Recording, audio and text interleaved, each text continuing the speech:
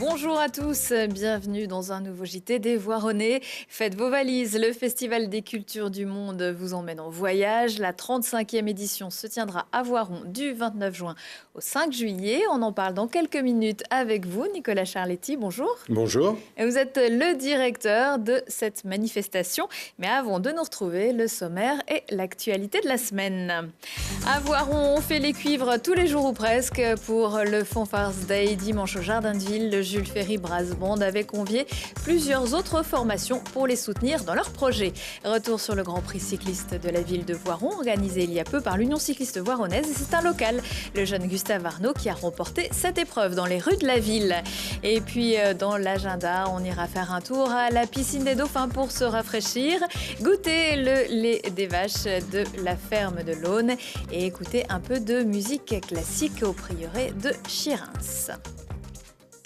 Nouveau tour de piste pour le Jules Ferry Brass Band dimanche soir au Jardin de Ville. Mais cette fois-ci, la formation des enfants du quartier Baltis et leurs enseignants n'était pas sortie seule.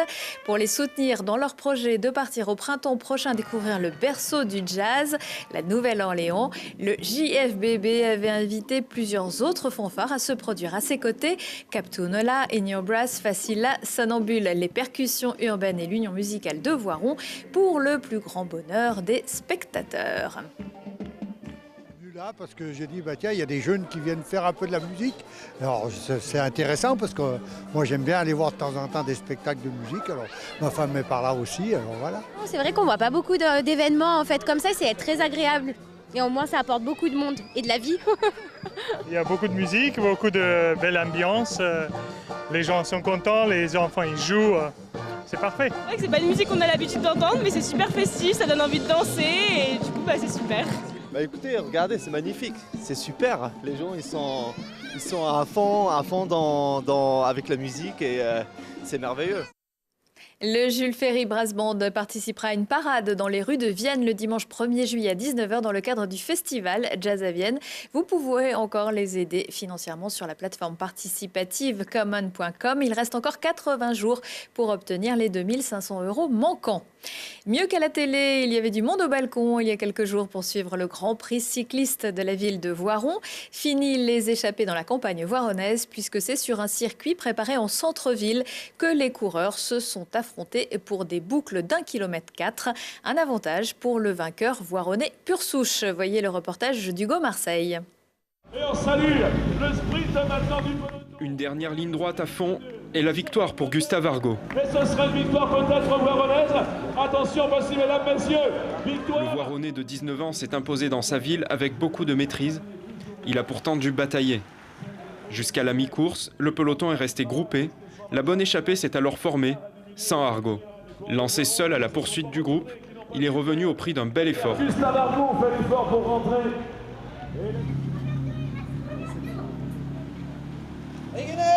Les hommes de tête se sont rapidement entendus et ont creusé l'écart jusqu'à ce que le peloton abdique et accuse un tour de retard. Les Voironnais, présents en nombre, ont assuré le tempo de la course pour placer leur leader dans les meilleures conditions. Gustave Arnaud a su terminer le travail. Je viens d'ici, je suis né ici et voilà, c'est la ville du club, donc ça fait plaisir. J'avais un peu la pression, le dossard numéro 1 et voilà, je me devais de bien représenter l'équipe. Bien représenter l'équipe et bien représenter la ville. Voiron fait partie des rares communes à convier les courses cyclistes en plein centre-ville. Habituellement relégués dans les zones industrielles, les coureurs ont roulé devant un public assez nombreux. De plus en plus, il y a plus de circuits, plus de courses qui se font en centre-ville. Et quand on voit l'animation qu'il y a aujourd'hui, on peut être qu'heureux et fier de cette manifestation. Et on partait de Voiron, on faisait 80 km dans la nature de Voiron.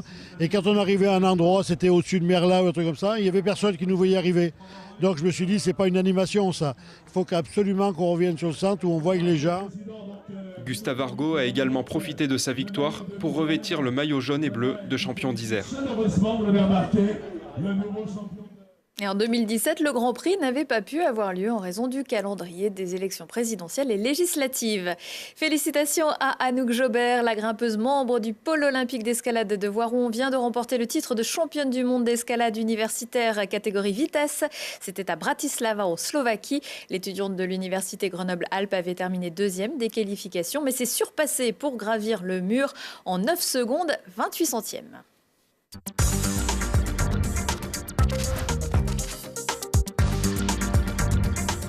Le monde est à eux. Depuis 35 ans, le Festival des cultures du monde anime Voiron début juillet. Vous faites partie de l'équipe organisatrice, Nicolas Charletti, vous en êtes même le directeur. Alors du Canada à la Palestine, de la Macédoine à Madagascar au Paraguay, vous allez encore nous emmener très loin du 29 juin au 5 juillet. Ce festival, c'est un peu une façon de découvrir tous les folklores du monde entier. Et en fait, c'est quoi le folklore? Ah, ça c'est souvent une question qu'on nous pose, puisque c'est quelque chose pour certains d'un peu passéiste, alors que c'est résolument moderne. Si on s'attache à simplement la définition littérale, c'est l'étude du peuple. C'est tout simplement un moment, des moments partagés qui font partie de rites de la vie et qui reposent sur des valeurs communes. Donc le folklore est quelque chose de vivant et sans doute nous créons du folklore pour les années à venir.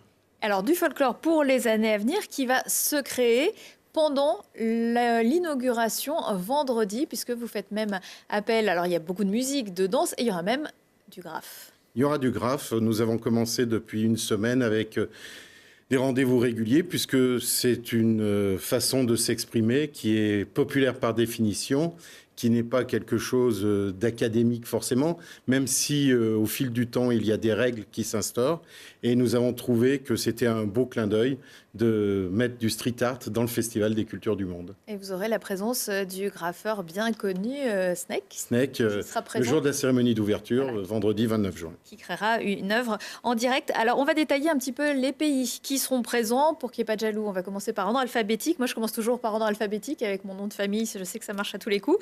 On va débuter par le Canada. Qui va-t-on pouvoir rencontrer? Alors, le Canada, ce sont des musiciens qu'on appelle folk, qui en réalité s'inspirent beaucoup de la musique traditionnelle québécoise et qui la fait évoluer et va apporter une touche de modernité au festival et surtout va inviter aussi à danser. C'est-à-dire qu'on n'est pas là simplement pour regarder, mais aussi pour participer. Puis il y a quelque chose d'important, c'est qu'avec ce groupe, on mixe un peu les publics et c'est aussi une belle rencontre. Voilà, ils ont des instruments traditionnels, mais ils les remettent un petit peu au goût du jour. Puisque vous accueillez des Canadiens, alors évidemment, quand on dit Canada, québécois, l'accent, ça fait partie de l'identité. Du coup, il y en aura une projection en plein air. Oui, lundi prochain, donc au Jardin de Ville, le film Starbuck sera projeté pour tous les gens qui voudront profiter de cette soirée québécoise. Voilà, le film Starbuck. Vous accueillez également un groupe israélo-palestinien. C'est assez rare pour être souligné. Est-ce que vous pouvez nous les présenter?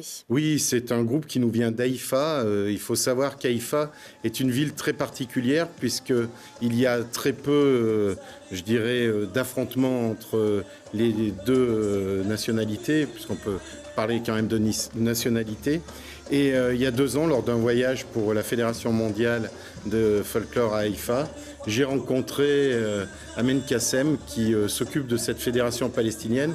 Nous avons eu l'idée de monter ce groupe, puisque ça fait 27 ans qu'aucun groupe israélo-palestinien est sorti du pays pour montrer que, à travers la danse, la musique, c'est pas seulement un art du plaisir, c'est aussi un art de l'échange et c'est un art plein d'espoir.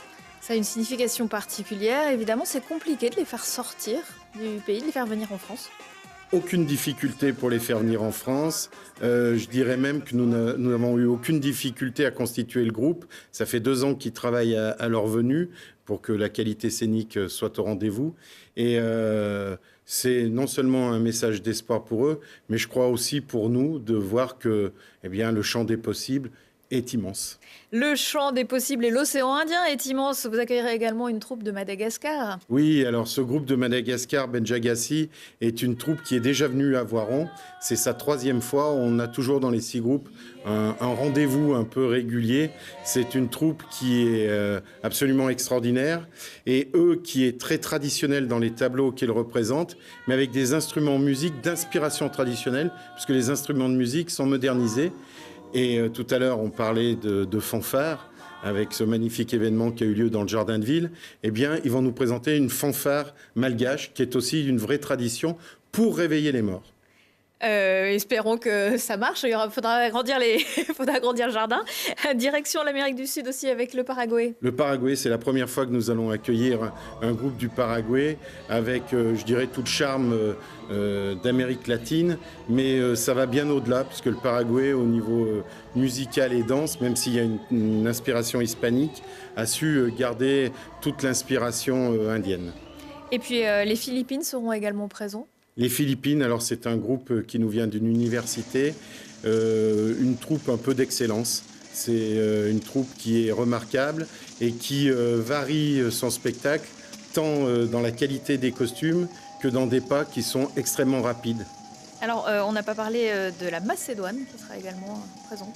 La Macédoine, je dirais que c'est un peu le représentant européen à ce festival. C'est un groupe qui est très vif et qui nous entraîne dans une chaîne de danse qui est absolument remarquable. Alors, le programme, si on ne l'a pas en tête, c'est donc la cérémonie d'ouverture à 18h vendredi, place Générale Leclerc. Lundi après-midi, il y a également des événements. Mardi soir, un spectacle de gala au Grand Angle. Et puis, jeudi aussi, encore des choses jeudi. Oui, barbecue géant avec cérémonie d'ouverture. Et tout ça, c'est gratuit. Non, le repas est quand même payant et le spectacle de gala. Mais tout le reste est gratuit. Animation de rue et quelque chose d'exceptionnel pour les amateurs de foot. Ils pourront quand même venir au festival puisque nous avons slalomé entre les dates des footballeurs pour proposer des soirées sans qu'il y ait dispute entre monsieur et madame. Mais madame peut aimer le foot et monsieur peut aimer le folklore. Oui, mais je n'ai pas dit qui aimait le foot et qui aimait le folklore. Merci Nicolas Charletti. Je vous souhaite un bon festival. Merci.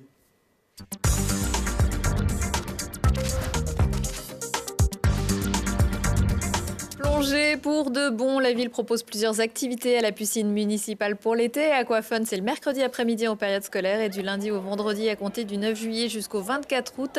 Au programme dans l'eau, des parcours aquatiques, basket aqua ou des concours de plongeon et sur la pelouse, de la slackline, du badminton, des ateliers créatifs ou des activités d'art créatif avec la MJC et c'est gratuit. Les yeux dans les bœufs, oui, il fallait que je la fasse. Dans le cadre des rendez-vous fermiers du pays voironnais, la ferme de l'Aune à Voiron vous accueille vendredi 29 juin de 17h30 à 19h30 pour vous faire découvrir la vie d'une vache. Vous serez invité à participer à la traite, vous découvrirez les soins aux animaux et la transformation du lait. Un moment à partager aussi avec les éleveurs. On se quitte comme on avait commencé ce JT des Voironnais en fanfare avec ces images du Fanfares Day dans le Jardin de Ville. On se retrouve la semaine prochaine.